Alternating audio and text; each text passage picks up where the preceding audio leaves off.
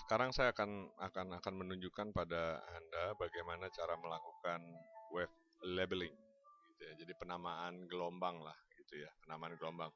Nah, si penamaan gelombang ini fungsinya apa? Fungsinya adalah kita gunakan untuk membantu kita menentukan apakah arah gelombang yang sudah kita tentukan ini masih valid atau tidak gitu ya. Contoh begini. Katakan saya berpegang pada arah gelombang turun dari main wave yang warna merah ini. Jadi kan asumsi saya, karena saya berpatokan pada arah gelombang ini, saya melihat data saat ini itu dari sini. Saya lihat si data harga itu saya amatin dari titik ini ke sini lah. Nah, karena arah gelombangnya turun, berarti kecenderungan arahnya adalah turun gitu ya. Asumsi kita berdasarkan gelombang gitu ya. Cuman kita kan pengen tahu apakah pergerakan harga saat ini masih valid turunnya atau tidak gitu. Nah, salah satu caranya adalah dengan labeling tadi. Nah, gimana caranya? Caranya sederhana gitu ya. Contoh ini adalah gelombang turun. Berarti gelombang turun kita lihat titik awalnya di sini, titik akhirnya di sini. Nah, di titik akhirnya ini Anda kasih nama. Karena ini gelombang turun berarti namanya adalah low, iya kan? Namanya low. Nah, namanya low, Anda kasih nama low di sini. Sebentar. Agak lelet. Not responding. Gak apa-apa. Nah, ini dia. Namanya low. Saya kasih nama low lah ya. LO saya singkat. Kasih nama low. Nah, kemudian dia bergerak naik. Karena ini adalah low gitu. Kalau dia bergerak naik, itu artinya dia sedang membentuk batas atas kan. Nah, namanya ini batas atas. Kita kasih nama BA. Kita kasih nama BA. Sebentar. Kok lama ya?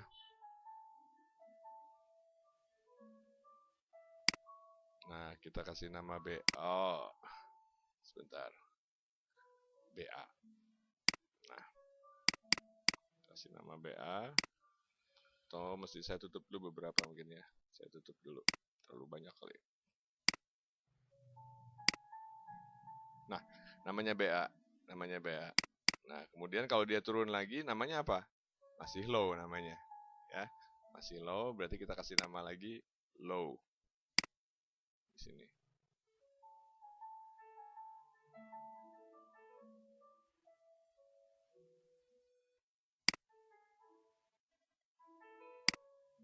Kasih nama low. Namanya masih low. Oke. Nah, coba perhatikan dari low ini dia bergerak naik kembali kan? Dia bergerak naik kembali tapi melewati ini si BA. Naik ini berarti namanya bukan BA lagi dong. Namanya apa? Hike, ya nggak? Hike. Kita kasih nama hike. Oke. Bentar ya. Ini kok lelet banget.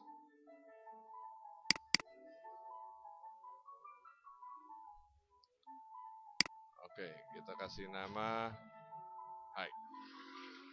Kita kasih nama hike. Ya.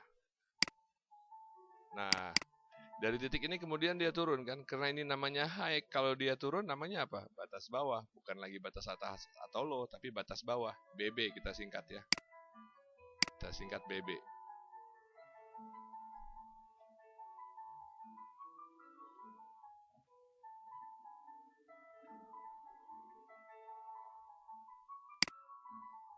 Kita singkat BB.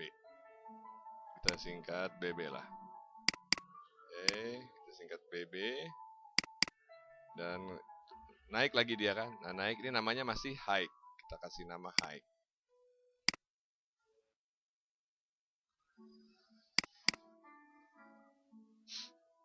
Aduh, lambat banget ya. Gak apa-apa. Orang sabar disayang Tuhan kok. High, kita kasih nama high. Nah, seperti ini. Artinya ini gelombang turun, kita kasih nama dari ujungnya low. Naik begitu dia naik, kita kasih nama BA. Tentunya setelah kita bikin submain wave-nya ya. BA gitu ya. LO low juga lewat kasih nama high, BB high gitu ya.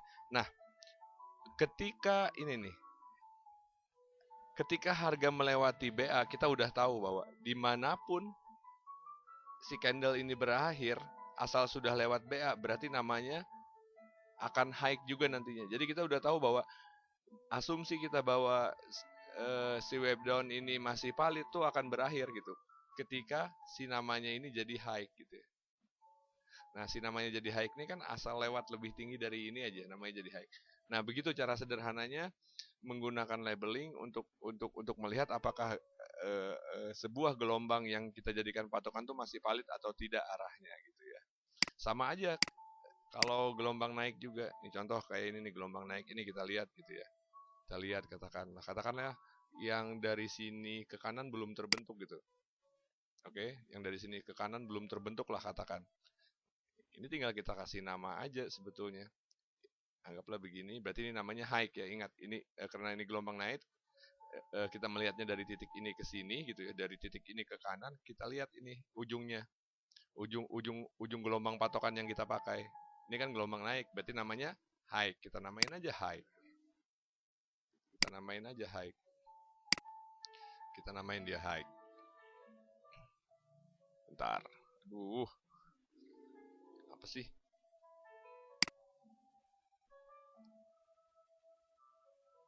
Oke. Oh.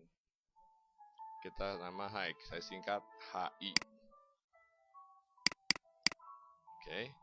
Nah, kemudian dia turun kan. Nah, ketika dia turun namanya apa? Batas bawah. Karena high kalau dia turun akan membentuk yang namanya batas bawah gitu ya. Kita kasih nama batas bawah. Batas bawah di sini.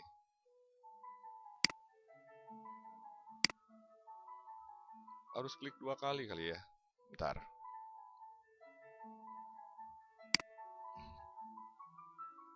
Batas bawah, oke. Kita kasih nama nih batas bawah, kita rapiin. Nah, kemudian dari sini kan dia naik lagi nih. Nah, namanya masih apa? Masih high namanya. Namanya masih high. Oh. Gak apa-apa.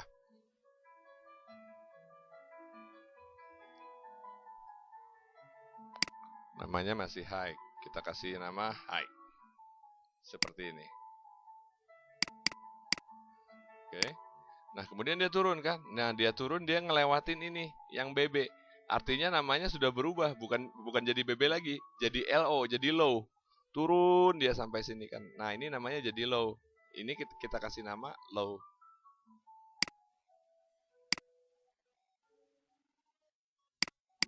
Kita kasih nama low ya. Sebentar. Oh my god. My god. Namanya low. Nah, seperti inilah. Nah, karena ini low, kemudian dari sini dia bergerak naik. Nah, namanya apa sekarang? Bukan high lagi, tapi udah menjadi batas atas namanya, istilahnya, iya nggak? Nah, ini kita kasih nama batas atas. Kita kasih nama batas atas. Bentar. Kita kasih nama batas atas, kita singkat BA. Kita singkat BA. Nah, kalau Anda lihat sebetulnya dari titik ini, dari titik BB ini gitu ya, ketika harga turun melewati titik BB ini, kita udah tahu asumsi kita gelombang naik ini sudah fail, sudah tidak bisa kita pakai lagi lah gitu ya. Kecenderungannya akan naik gitu ya, karena dia sudah melewati si sub main wave ini gitu ya. Nah, ketika dia ke sini dia sudah berubah jadi low. Ketika dia naik dia sudah membentuk BA, artinya apa? Kecenderungannya sudah berubah, bukan naik lagi tapi turun. Seperti itu. Sangat mudah ya. Saya Keiji, terima kasih.